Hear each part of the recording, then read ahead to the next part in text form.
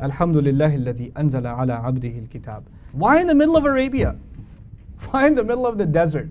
You have the Roman Empire, they have a history in philosophy. They have empire. You have the Persians, they're poetic people, man. They got a long history. Why not a messenger among them? The Quraysh said, fine, even if you pick one among us, لَوْلَا نُزِلَ هَذَا الْقُرْآنَ عَلَى رَجُلٍ مِّنَ الْقَرْيَتَيْنِ عَظِيمٍ. How come no celebrity from the two towns, Makkah and Taif are pretty big towns. We have some pretty many billionaire people. If you pick one of the hot celebrities and you make them a prophet, everybody's already listening to them. Why not pick one of them? Why here? And then on top of that, we have the Jews who have a history of prophets and so much more record, and they're waiting for a prophet also. Why not just give them one? The Quraysh aren't waiting for a prophet. They're not welcoming a prophet. The Yahud are actually waiting for a prophet. They're making dua for it. وَكَانُوا مِن قَبْلِ يَسْتَفْتِحُونَ عَلَى الَّذِينَ كَفَرُوا. They used to lose in battle to the Quraysh and say, you know, our prophet is right around the corner. And when he comes, we're going to get you that time. You may have beat us now, but he's coming. All the signs are here. Which is pretty ironic, right? Because all signs were there, and he came. فَلَمَّا جَاءَهُمْ مَا عَرَفُوا كَفَرُوا بِهِ. When what they knew exactly came, they denied it.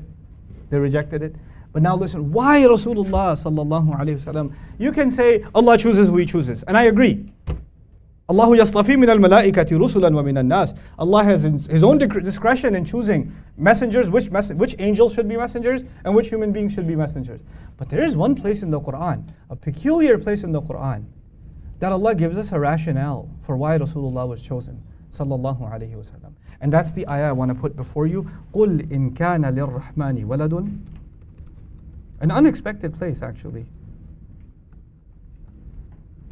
فَأَنَا أَوَّلُ الْعَابِدِينَ.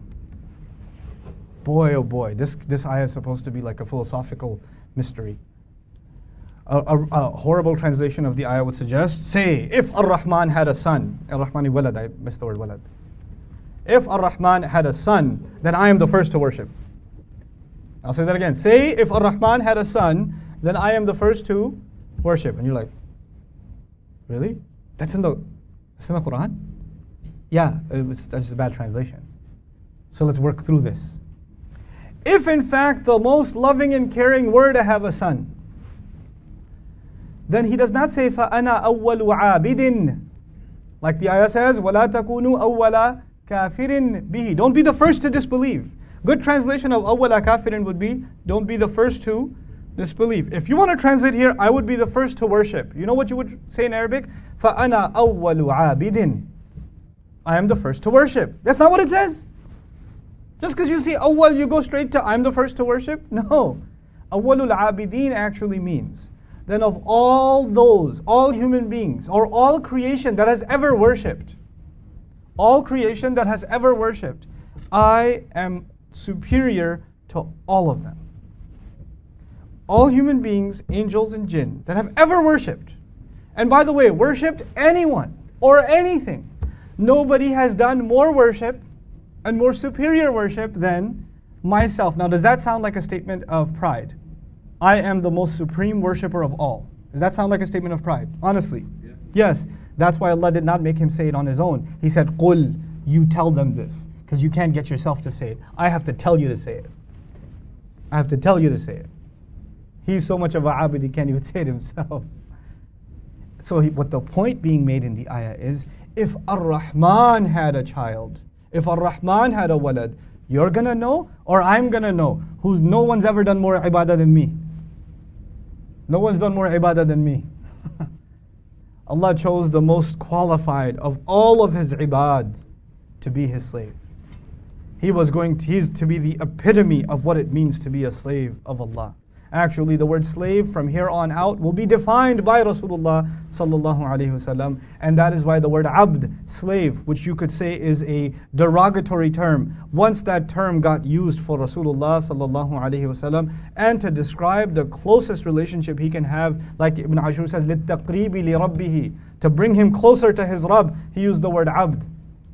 Because you know, when a master makes a call, I need this, I need that or the other, who's always at the service?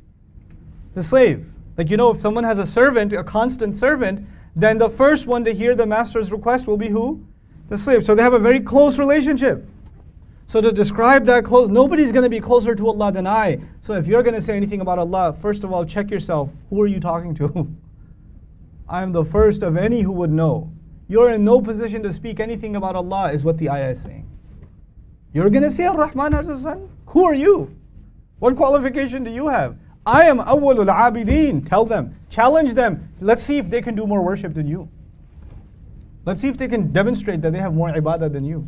Ana awwalul abideen.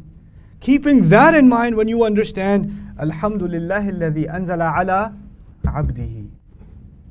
All praise and gratitude belongs to Allah, who sent down upon His slave.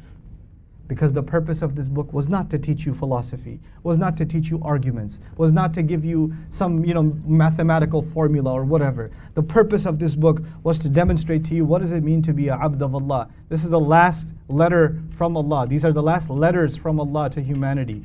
Risalati Rabbi, they're called in Quran. These last letters could not have been just taken in theory. They had to be demonstrated. What happens when a person internalizes this book? They truly become a abd. They become a abd. So Alhamdulillahi alladhi anzala ala abdihi. This is all just tied together, how the book had to be given to the ultimate abd. Really, I don't know how to translate this in English except to say, all praise and gratitude belongs to Allah, who sent the book down as an incredible gift, allowing it to remain as a guest inside the chest of his ultimate slave, ala abdihi, al-kitab.